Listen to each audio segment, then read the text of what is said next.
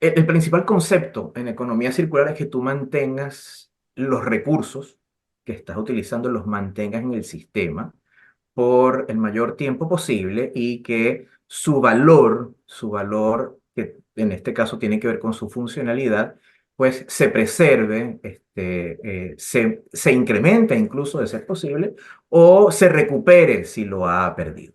Entonces, en una edificación, eso siempre me recuerda mucho a New York, que es una ciudad que se está reinventando y es bastante sencillo, por ejemplo, recuperar eh, el ejemplo de las zonas del Soho, donde eran talleres eh, y que luego se fueron convirtiendo pues, en viviendas y siguen estando los mismos edificios, entonces siguen estando los mismos materiales.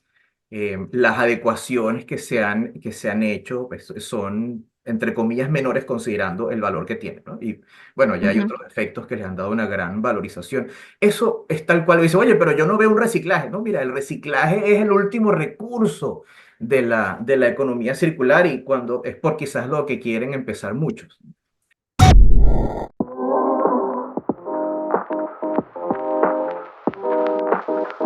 Bienvenidos a Neto Positivo,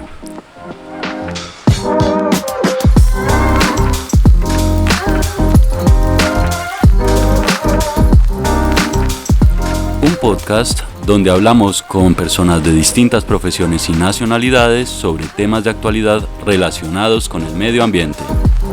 Acompáñanos.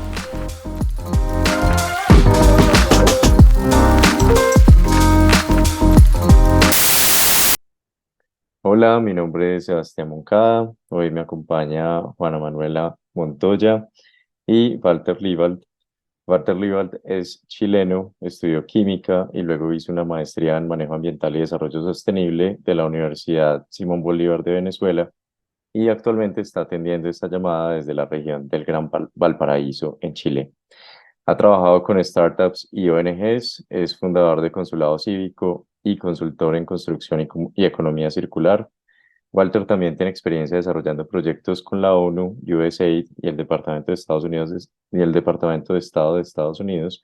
En los últimos 2 años ha trabajado con el Instituto PTB de Alemania en el tema de construcción y economía circular.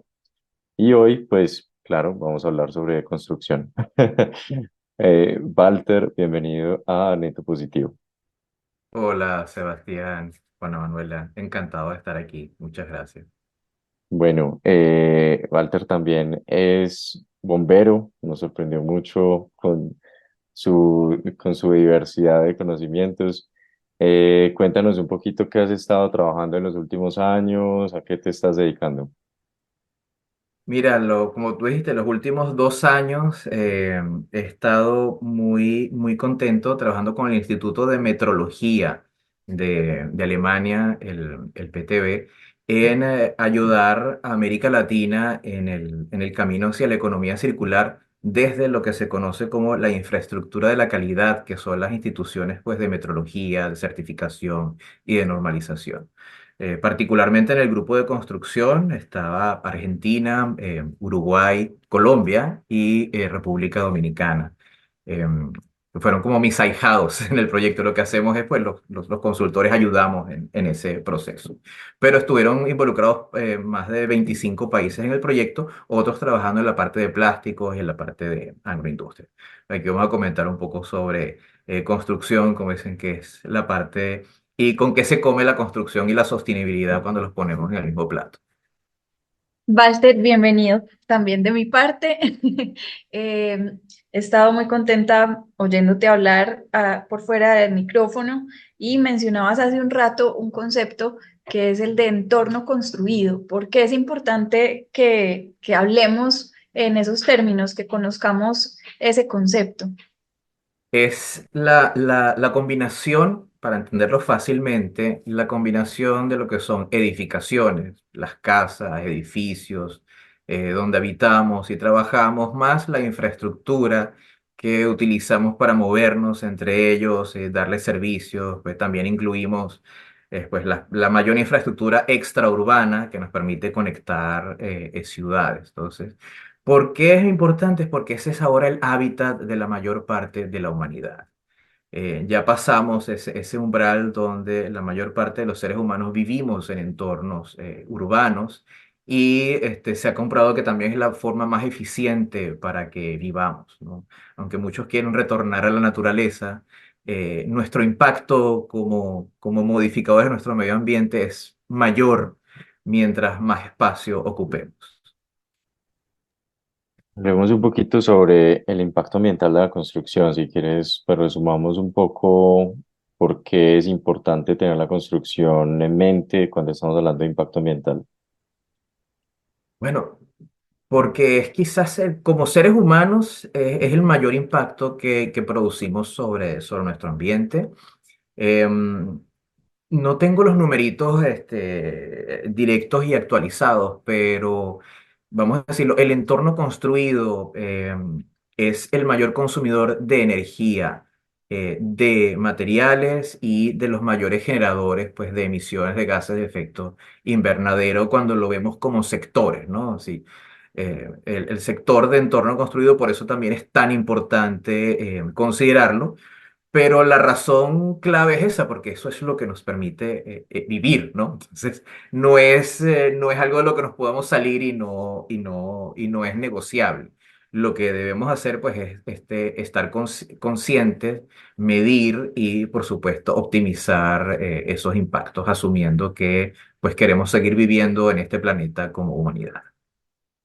¿Y de dónde viene ese impacto? O sea, de qué fase de la construcción, bueno, hablemos de las fases de una construcción, digamos, desde la diseño, planeación, Oye, la construcción como tal y demás.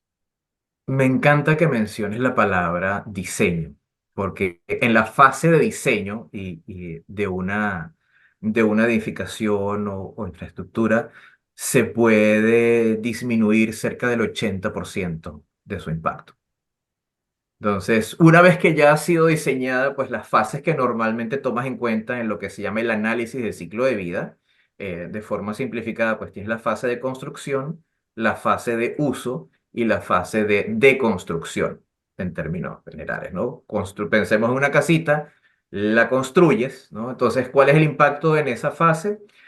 Yo uso normalmente las 5 categorías de la norma 14.045 de coeficiencia, que es el consumo de agua, el consumo perdón, de recursos, el consumo de energía, el uso de área y la generación de emisiones. Dentro de las emisiones están las emisiones al agua, a la atmósfera y los desechos que se genere, ¿no? Que es lo que llama la categoría es como quizás más básicas de impacto ambiental, aunque hay muchísimos indicadores. Entonces, pues bueno, tienes que considerar que pues se extraen materias primas, se extraen piedras, se calcinan algunas otras de esas piedras para hacer el cemento y el resto de los materiales, así vas a usar madera, hierro y otras cosas. Todo eso tiene un impacto tanto para producirse como para trasladarse hasta el sitio de la construcción, más los impactos de la construcción hasta que está lista para iniciar la fase de uso. Luego en la fase de uso, pues tienes todo lo que la energía ahora que utiliza ese edificio y el agua que se utiliza para funcionar, que son quizás los mayores, gas cuando a veces es necesario, quizás para calefacción, depende del clima, y los desechos que se generen, pues eso va a ser el impacto en la fase de uso, que en muchos casos se termina siendo mayor que otros, pues depende del tipo y uso de la edificación, y luego finalmente cuando se deconstruye, y para darle paso a otro tipo de uso sobre ese mismo terreno. Ahora, claro, eso es lo que se busca principalmente evitar. Y lo que tratamos de hacer en economía circular, eso es bien importante decirlo, es que esos edificios sean por lo menos fuente de esos nuevos materiales. Que si va a ser necesario deconstruir esa edificación o esa unidad de estructura, pues que sea aprovechable para otra. Hace un rato, cuando conversábamos por fuera de micrófonos, nos decías que las construcciones más sostenibles eran las que no llegaban a construirse, ¿no? A materializarse. Es por eso que decías que conservar los entornos construidos es más sostenible que pensar en volver a la naturaleza y desplegarnos por los entornos naturales, por ponerle un nombre, no sé si sea muy atravesado, llamarlo así. ¿Es por eso que decís que debemos como concentrarnos en esos entornos construidos o a qué te referías? Sí, sí, son análisis que es necesario hacerlos. Hay una tendencia, como dicen, de irse fuera de la off-grid, ¿no? Fuera de la rejilla, fuera de la red. Y entonces construirse una de estas naves de tierra, y lo hacen así todo muy sostenible y lo que ellos le llaman autosostenible o autosustentable. Pero muchas de esas personas igual necesitan tomar su vehículo para ir hasta la ciudad a comprar lo que van a comer. Es muy raro que logren cultivar y hacerlo todo eso, pero luego que lo hacen, fíjate que si hay ejemplos y casos de estudio en que los que lo han logrado, luego se dan cuenta que pasan toda su vida subsistiendo, o sea, invierten toda su capacidad como ser humano para simplemente vivir o sobrevivir. Ok, genial si llegamos, saberlo hacerlo, si llegamos a una etapa pues, de apocalipsis que nos obligue a eso. Pero básicamente la Tierra se está perdiendo de nuestro conocimiento. Este, Sonaría quizás muy ególatra si lo dijera, pero oye, si yo tuviera que ir a cultivar mi alimento o a cazarlo o a esto, pues no podría estar hablando aquí o no podría estar trabajando en pro de un bien mayor, bien sea como consultor o en la fundación o incluso como bombero, o sea, para que los bomberos podamos salir a apagar incendios. Pues por lo menos alguien nos, de hecho, es ideal que cuando lleguemos al cuartel haya algo que comer y haya electricidad y haya otras cosas. O sea, ya ciertamente como seres humanos vivimos en un entorno, vamos a decirlo, tecnológico y afectado. Entonces, por eso yo siento que es un retroceso. Y puedo entender a los que lo piensen, pero o sea, retroceder a las cavernas no creo que sea una opción que nos sirva como humanidad. Bueno, ¿y qué materiales de construcción serían entonces más sostenibles? Eso es una extraordinaria pregunta porque la gran respuesta es depende. Mira, hay un extraordinario trabajo en madera. Me encanta además cómo en Europa se están haciendo rascacielos de madera, porque además están diseñados para que puedan desarmarse, ¿ok? Y volverse a armar y transformar. Pero si eso tú lo vas a instalar en el desierto, pues tienes que considerar cómo llegar esa madera hasta allá y eso te va a impactar. Si lo vas a poner en otras partes donde lo que tienes son, no sé, pues piedras y otras cosas, pues es más lógico utilizarlas en su entorno. Entonces, para eso existen los análisis y las metodologías.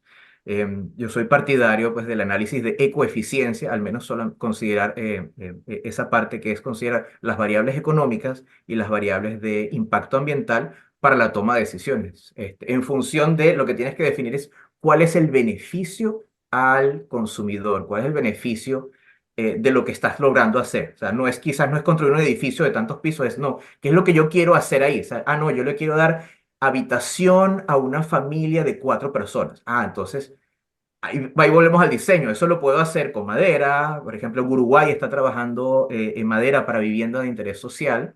O en nuestros países, por eso un poquito más acá, seguramente en Colombia nadie quiere vivir en una casita de madera. Les parece que eso va a ser como una choza. Yo quiero concreto y ladrillo, porque entonces así yo me siento seguro. O peor aún, no es algo que yo quiera comprar, que ese es otro tema a veces que es álgido para después. Pero la gran respuesta es depende. ¿Y qué factores se deben tener en cuenta para diseñar construcciones que, hagan un uso más eficiente de los recursos? ¿En qué se debe pensar? Oye, algo que no les gusta mucho, me perdonan, muchos arquitectos, eh, es en la funcionalidad Ujú.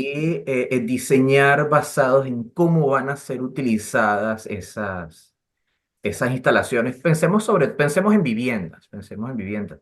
No, nuestros hábitos no son los mismos aquí en Chile que en México o en Colombia o otras cosas. La forma de vivir el día a día cambia y eso también debería afectar los cambios de la vivienda. Pero todos tenemos que protegernos del clima de alguna forma. Y entonces existe algo bien interesante, es una tendencia en Estados Unidos se llaman las ciencias de construcción, el building science, que es estudiar ahora el edificio como una unidad y toda la física y la química que ocurre ahí, el manejo de la energía, el manejo de la humedad, el manejo del aire. Entonces, por un lado, a veces lo quieren hacer muy cerrado y después más adelante tienen problemas que se conocen como los del edificio enfermo. Pero quizás la clave que yo quisiera dejarla como mensaje es que desde el diseño y desde la ingeniería es posible resolver la mayor parte y predecir y resolver la mayor parte de esos problemas. Y hablando de economía circular, ¿cuáles podrían ser algunas prácticas que se puedan aplicar a la construcción? La principal es que el principal concepto en economía circular es que tú mantengas los recursos que estás utilizando, los mantengas en el sistema por el mayor tiempo posible y que su valor, que en este caso tiene que ver con su funcionalidad, pues se preserve, se incrementa incluso de ser posible o se recupere si lo ha perdido. Entonces, en una edificación, eso siempre me recuerda mucho a New York, que es una ciudad que se está reinventando y es bastante sencillo, por ejemplo, recuperar eh, el ejemplo de las zonas del Soho, donde eran talleres eh, y que luego se fueron convirtiendo pues, en viviendas y siguen estando los mismos edificios, entonces siguen estando los mismos materiales. Las adecuaciones que se han hecho pues, son, entre comillas, menores considerando el valor que tienen, ¿no? Y bueno, ya hay Ujú, otros efectos que les han dado una gran valorización. Eso es tal cual, dice, oye, pero yo no veo un reciclaje. No, mira, el reciclaje es el último recurso de la economía circular y cuando es por quizás lo que quieren empezar muchos. sí. Otra cosa que está ocurriendo y es más nuevo y es global post pandemia es la reutilización de los espacios de oficina hacia otras áreas porque nos hemos ido hacia la virtualización. Sin embargo, entonces eso ha creado grandes temas porque darles servicio de infraestructura, es decir, ahora es distinto, por ejemplo, cuando estamos trabajando, la cantidad de baños o de cocinas que necesitamos es muchísimo menor a cuando vamos a vivir allí. Y Ujú, eso genera grandes retos de ingeniería, no solo en el edificio, porque a veces ocurre en el entorno de ese edificio, pues que las redes, por ejemplo, de agua servida, van a tener que aceptar una cantidad mucho mayor de volumen, de flujo, no estaban preparadas para eso, o a veces las redes eléctricas pues van a tener un mayor consumo para el cual no estaban preparadas, entonces bueno, se complica un poco más el tema, pero en general es posible tratar de reutilizar, de darle una nueva vida La principal es tratar de darle una nueva vida, y si se diseña para que sea fácil adaptar esas edificaciones en el momento de que sea necesario, pues se colabora muchísimo con la economía circular. ujú. Me gustaría que nos dieras un poco más de como ejemplos del diseño, o sea, cómo el diseñador, el arquitecto que está creando esta construcción, hablemos de construcciones nuevas, puede o cuál debería ser como su mindset, su forma de pensar para diseñar ese edificio, en qué lapso de tiempo debería estar pensando, cuáles son como algunas ahí recomendaciones de diseño, digamos, o ejemplos también si puedes dar. En lo que es diseño, sobre todo diseño de edificaciones, me salgo un poco de mi área de expertise. Lo más que yo puedo tratar es de inspirar y quizás la palabra clave hacia los arquitectos, porque normalmente son los arquitectos los que van a diseñar la construcción y luego tienen que trabajar con los ingenieros, es a pensar en su vida útil. Al menos, y en Venezuela, cuando estudié, mi novia de la universidad estudiaba urbanismo. Entonces, ahí aprendí las bases, ¿no? Yo estudiaba química y estudiaba urbanismo, pero yo terminaba metido en las clases de ella de diseño y una parte en la que se peleaban muchísimo los urbanistas y los arquitectos es que los urbanistas tienen un enfoque más de ingeniería. Ellos ven un edificio y dicen, oye, a mí me interesa dónde vas a poner justamente, no sé, cómo vas a poner los estacionamientos, las medidas, los ascensores, una serie de normas, cuando al menos en ese momento el arquitecto dice, sí, pero lo importante es que sea bonito y que sea un espacio vivible. Entonces, bueno, todo eso es importante. De hecho, hay estudios en que las edificaciones más bonitas tienen una mayor vida útil porque las personas tendemos a cuidarlas más. Mm, Y interesante. uno de los de ciencias de edificaciones también lo decía, dice, oye, sí, haga algo, hágalo bien y hágalo bonito, porque para que dure, pero no lo haga pensando en que va a ser eterno, sino que entonces Mm, diseñe para que sea reparable, quizás lo mejor que le puedo decir, que sea reparable. Algo que me dolió tremendamente en la casa en la que vivo actualmente, que si bien es arrendada, no comprada, es que empezaron a haber fugas de agua y las tuberías pasan por debajo de la casa, por debajo de la habitación principal, a una profundidad como de 1,5 metros. Entonces, para poder reparar una fuga, tienes que hacer un hoyo apocalíptico, por decirlo menos, en el cuarto de mi mamá. Entonces, que estaba viendo ahí. Entonces, eso es terrible, o sea, no haga eso. Al final fue más sencillo instalar nueva tubería por fuera de la casa. Entonces, mm, eso es mal diseño, señores. Aparte de que hubo malas prácticas y malos materiales en esa parte. Pero entonces, fíjate acá lo que es interesante. Obviamente no es solo mi casa, es todo el condominio. Pero los otros habitantes y propietarios prefieren no reclamar para que no se enteren de que tienen estos problemas sus propiedades, porque ahora son sus propiedades. Entonces va a perder valor mi casa, ¿ok? Si se enteran que hay problemas con mi casa. Entonces, mm, eso sí, es lo que voy a decir. Diseñe para que sea reparable, para que sea fácil de usar, para que sea eficiente, para que dure, pero que también, de todas formas, por más que dure, va a tener una vida útil y que ese final de vida útil sea, vamos a decirlo, por lo menos amigable para el medio ambiente. y que no deje de lado de ser bonito, porque No, ya sabemos que y tiene. además eso, hágalo bonito y agradable, que son dos otras cosas. Em, el último mes estuve justamente visitando universidades en Estados Unidos, visité unos 8 o 9 campus. Y me llamó muchísimo la atención justamente que ahí hay una atmósfera que se crea y que tiene que ver con ese diseño. Entonces, independientemente de si los edificios eran certificados, bueno, que eran todos los edificios eran certificados LEED, y súper eficientes y otras cosas, pero se sentía frío e impersonal. En Mm, cambio, en otros tú veías que había espacios que se habían creado y la gente se sentaba a conversar y lo disfrutaban más y había sombra. Entonces, en eso, oye, los arquitectos son los que tienen, pues la voz cantante. claro. Bueno, tú también has trabajado como consultor y debes tener también en mente el tema de la, digamos, de la rentabilidad y el tema más de negocio, el tema más de, sí, háblanos un poquito sobre eso, o sea, qué consideraciones tener en cuenta cuando estamos hablando de construcción sostenible o que, no sé, por ejemplo, si vamos a hablar de un horizonte de tiempo a largo plazo, pues qué es más rentable al final del día, si estos, digamos, esta idea de la economía circular puede ser rentable o me imagino que también mucha gente la ve como un costo. Eso es una excelente, como dicen, falacia para empezar y debatirlo. La sostenibilidad es un buen negocio.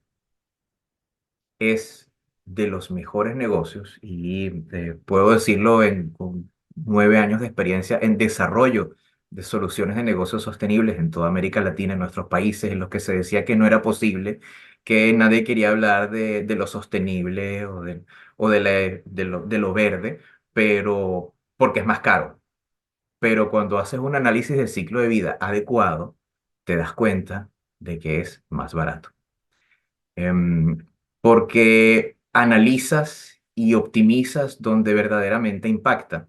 Y quizás el ejemplo más simple y tonto que ahora es obvio para todos, en algún momento las luces LED eran muy caras, ¿sí o no? Ahora, Ujú, gracias a que se han masificado, su precio ha bajado, pero tú ves que aunque fueran igual de caras, cuando tú los veías, el ahorro de energía compensaba y pagaba absolutamente su costo en aquella época en la que eran caras. ujú. Claro, y también estoy pensando, por ejemplo, en Estados Unidos o en los países donde hay estaciones, bueno, en Chile también tienen estaciones, pero no sé si este tema de la calefacción, por ejemplo, o sea, tú Ujú. puedes instalar una calefacción muy ineficiente y terminar pagándola 5 veces, o puedes invertir en algo más eficiente que puede ser más costoso al principio, pero se libra mucho más Sí. rápido. Mira, los 10 inviernos que tengo aquí en Chile he estado haciendo experimentos. Desde calentarme con leña, que me acuerdo el primer invierno, estábamos recién llegados en una casita vieja que había sido mi abuelito y me tocaba salir al patio a cortar leña porque tenía mucho frío. Y el aislamiento de la casa era terrible. Y entonces tú sentías las ráfagas de viento helado que te entraban. Eso no se lo deseo a nadie. Y una de las cosas que nos hemos dado cuenta, y muchos europeos y estadounidenses cuando se mudan acá a Chile se dan cuenta, oye, pero ¿y aquí no se les ocurrió pensar en el aislamiento térmico? No saben que poner un poquito más de aislante nos ayuda a ser más eficientes y somos más frescos en verano y más calientitos en invierno. Eso pues también venía de la fase de diseño. Y luego ahora en una casa pues más nueva, con mejores cosas,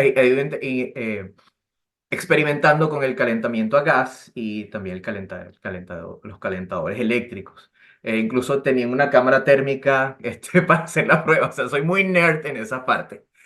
¿Dónde está? Pues es un análisis caso a caso, pero mientras más pequeño sea el espacio que tienes que mantener caliente o frío y mejor aislado esté, pues va a ser más económico hacerlo. Eso es algo bastante sencillo de ver, pero lo otro es que tienes que ver cómo se va a mover la humedad en ese entorno, ¿no? Porque si no, pues todos viviríamos adentro de una refrigeradora, adentro de una nevera y ya. O, eh, no sé, pues los iglús del polo también serían algo adecuado para vivir. Pero ahí es donde el building science, la ciencia de edificios, y los invito a buscarlo en las distintas plataformas. O sea, building science te da las nociones necesarias de física, de química, de ingeniería para que puedas realmente optimizar eso. Y eso fue también uno de nuestros emprendimientos hace varios años en Estados Unidos. Teníamos una startup con una plataforma para diagnosticar los edificios, aprovechando lo que sabíamos de salud, para diagnosticar los edificios en temas de ciencia de edificios. Yo supongo que con respecto a ese asunto de la calefacción, ya hay soluciones que han ido volviéndose cada vez más avanzadas a medida que avanza la tecnología. Pero en ese y otros, con respecto a ese y otros asuntos, más en general, ¿cuál crees tú que es la función de la tecnología en los procesos de diseño, construcción y también de mantenimiento de las construcciones sostenibles? ¿Qué papel juega la tecnología ahí? Los principales, en mi opinión, son confort y seguridad. Necesitamos que nuestro entorno sea agradable para ser productivos, para sentirnos tranquilos, para poder descansar cuando necesitamos descansar en nuestra vivienda y para sentirnos seguros. Y para que más realmente estemos seguros. Pues como investigador de incendios, a veces nos da mucha, mucha, mucha pena en cómo las personas nos ponemos trampas a nosotros mismos. Y en este momento, y también lo digo porque es algo que me afecta mucho, mi medio de transporte es un uniciclo, es un vehículo eléctrico de una sola rueda. Y pues ahora están muy, muy de moda pues las bicicletas eléctricas y los scooters. Pero en Estados Unidos, y particularmente en New York, se ha notado que son también la principal causa de incendios, más aún que la calefacción. Wow. Pero que están realmente preocupados en la ciudad en eso. O sea, van más, en este año, yo creo que van arriba de los 200 incendios causados por vehículos de movilidad eléctrica en New York. Em, Eso es algo que además milita y puede causar graves impactos sobre lo que necesitamos ahora, pues de una movilidad más sostenible. Entonces, y la micromovilidad es una de esas cosas. Entonces, fíjate que ahora nos está afectando la seguridad.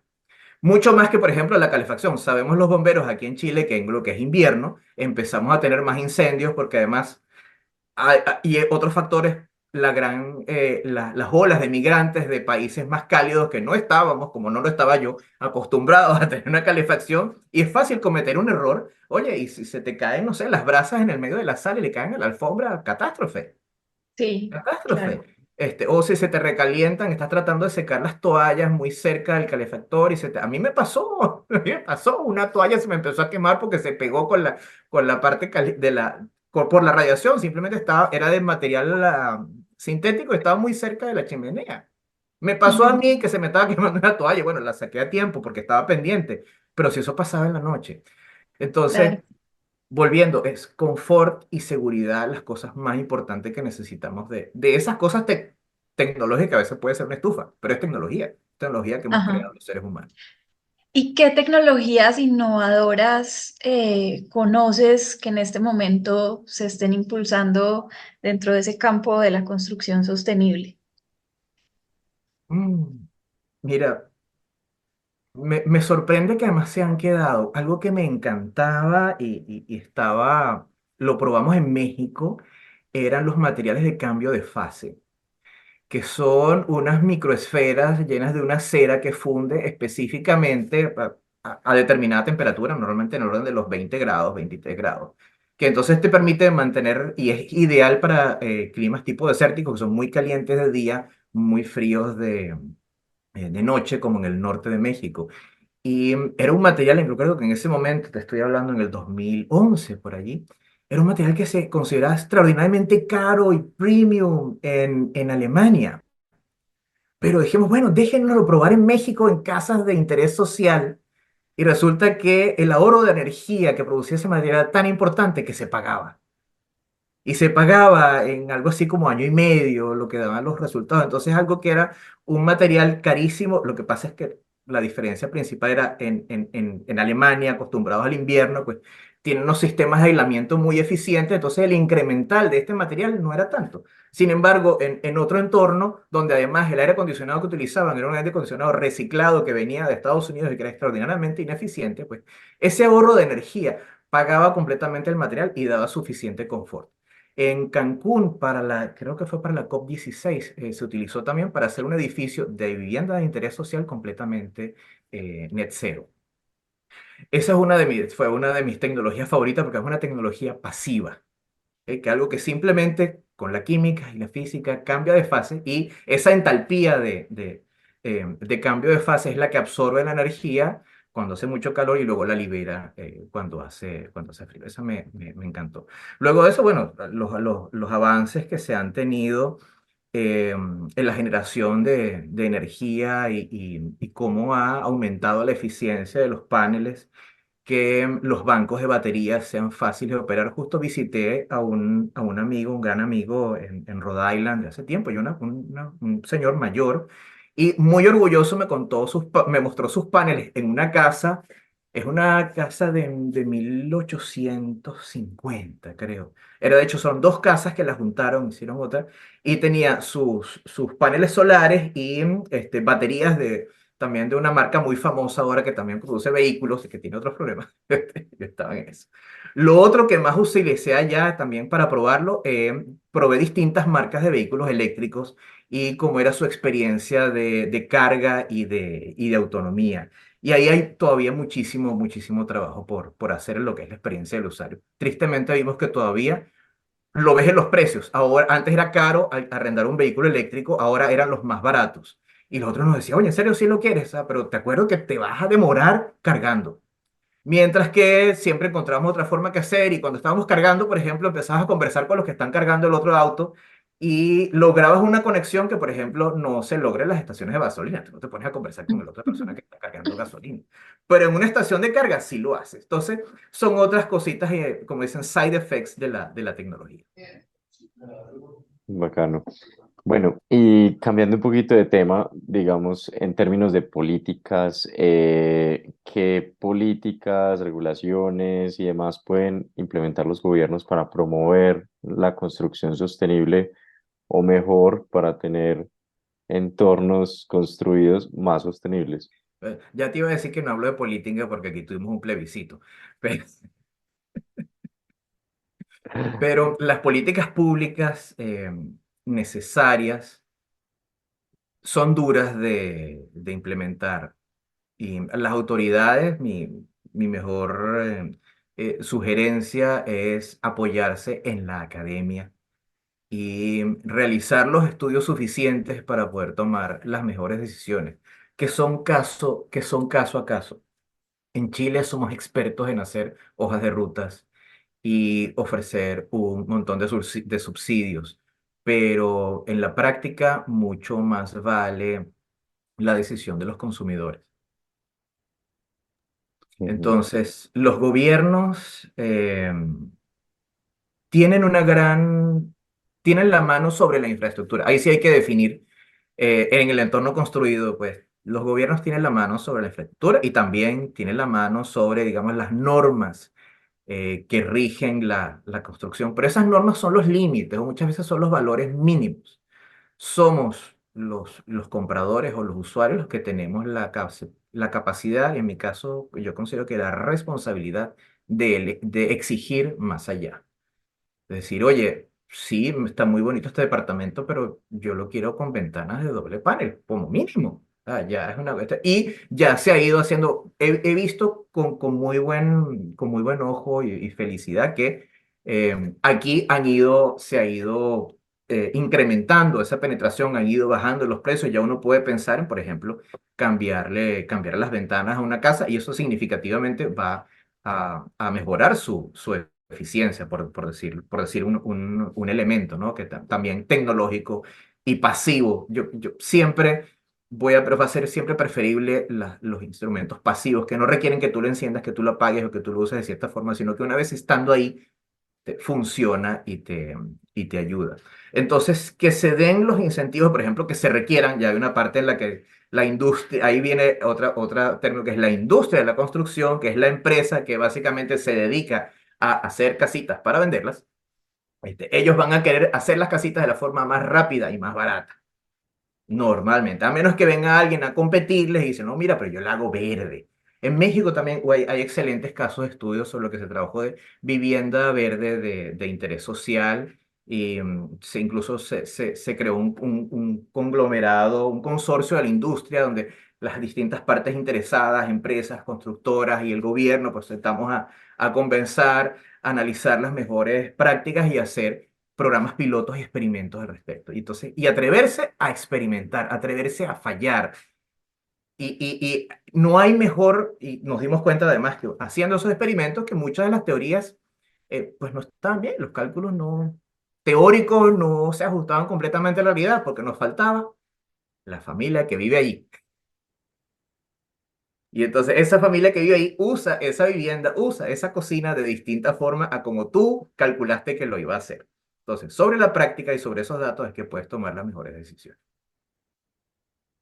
vale, bueno, y digamos como consumidores, no sé, si yo ya estoy muy enterado del tema, de pronto pues ya sé como qué buscar dentro de una construcción y demás.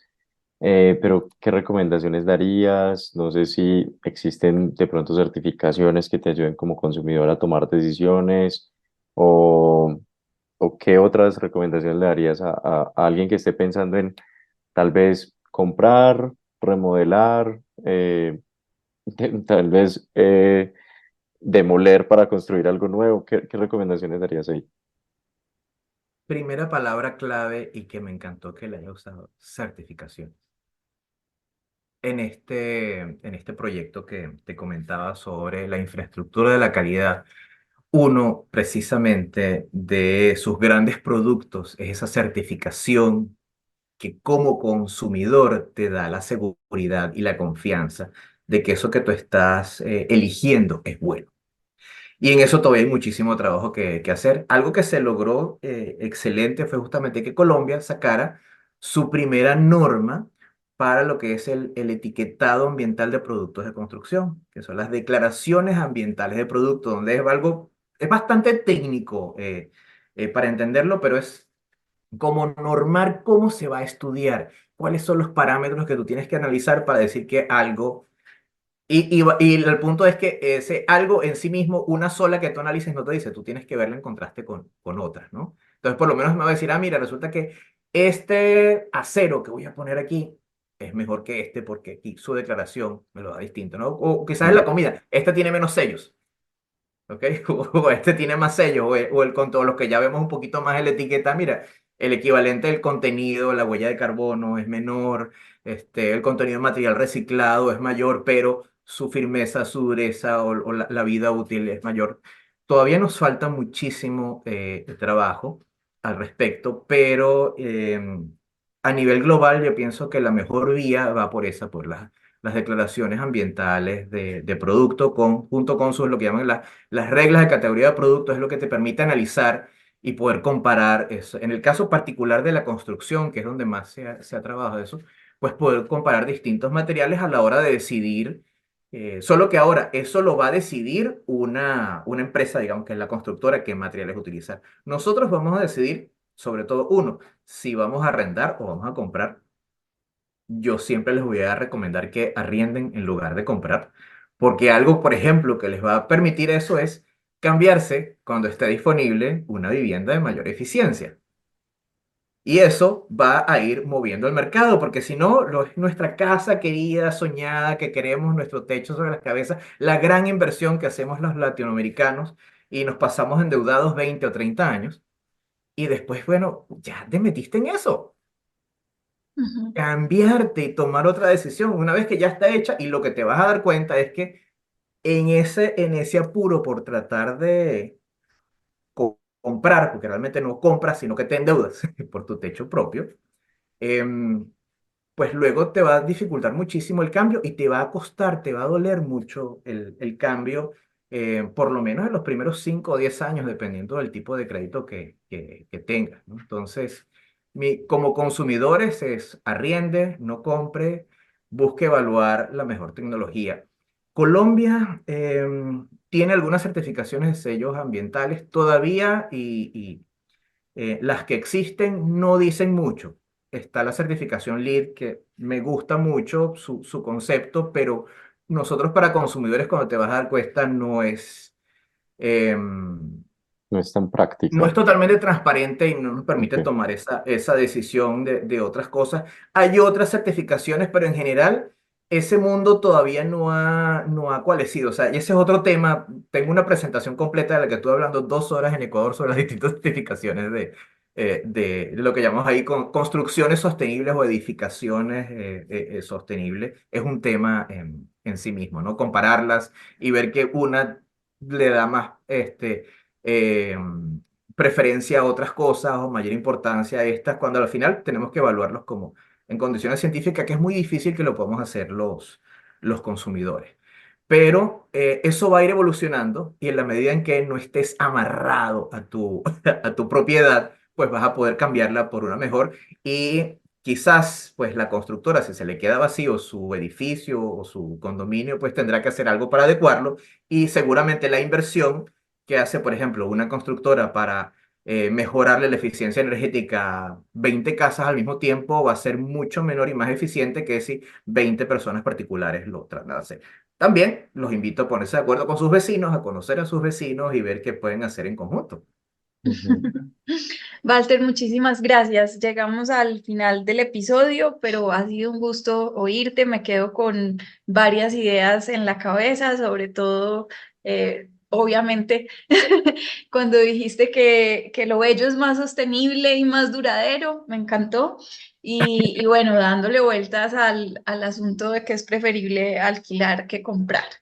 Eh, tenemos todavía que asimilar un poco mejor esa idea, pero muchas gracias por ponerla sobre la mesa y por tu compañía. Muchas gracias. Bueno, te cuento, por ejemplo, yo decidí no tener auto y lo alquilo cuando lo necesito. Sebas Y, también, ¿no? Sí, yo también tengo un carro alquilado. Sí.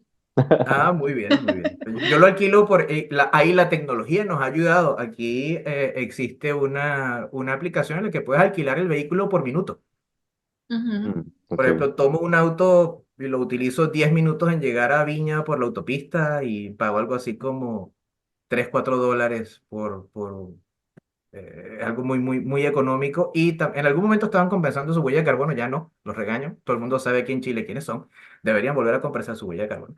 Pero me ha permitido calcular, me sale más barato, y la parte es esta, utilizar un vehículo únicamente cuando lo necesito que tener uno y haber estado simplemente estacionado todo el año como durante la pandemia. Felizmente tomé esa decisión antes de la pandemia, me ahorré un montón de plata. Y aquí los invito, hay muchísimos actores que te hacen ese cálculo, digo, no siempre es mejor alquilar que comprar, pero en la gran mayoría de los casos. Y eso es algo que amerita también un análisis económico. Sí, lo importante es que al menos tengamos en este momento presente que debemos reevaluar la manera en que Eso. consumimos y que invertimos nuestro dinero. Entonces, no hay fórmulas pues como que apliquen para todos los casos y que nos solucionen todos los problemas como con un pase mágico, pero al menos pues sí creemos que es importante empezar a cuestionarnos y a revisar la manera en Mm. que gastamos. Muchísimas gracias. Gracias, Sebas, y nos vemos en un próximo episodio. Nos oímos Muchísimas en un gracias a próximo ustedes. episodio. Gracias de Tijuana, gracias Walter. Bueno, y gracias a todos los que nos escuchan. Hemos llegado al final de este episodio. Volveremos en 15 días con un nuevo episodio de Neto Positivo. Si te gustó este episodio y quieres que más gente aprenda sobre el tema, la mejor forma de hacerlo es compartirlo. Hazle clic a la campanita para que no te pierdas de ningún episodio de Neto Positivo. Te invitamos a seguir la conversación en LinkedIn y en Instagram, donde nos encuentras como Neto Positivo, y puedes también escribirnos a netopositivopodcast@gmail.com. Este podcast es producido por Juana Manuela Montoya, Juan Manuel Mejía y quien les habla Sebastián Moncada. Agradecimientos especiales a Daniela Lopera.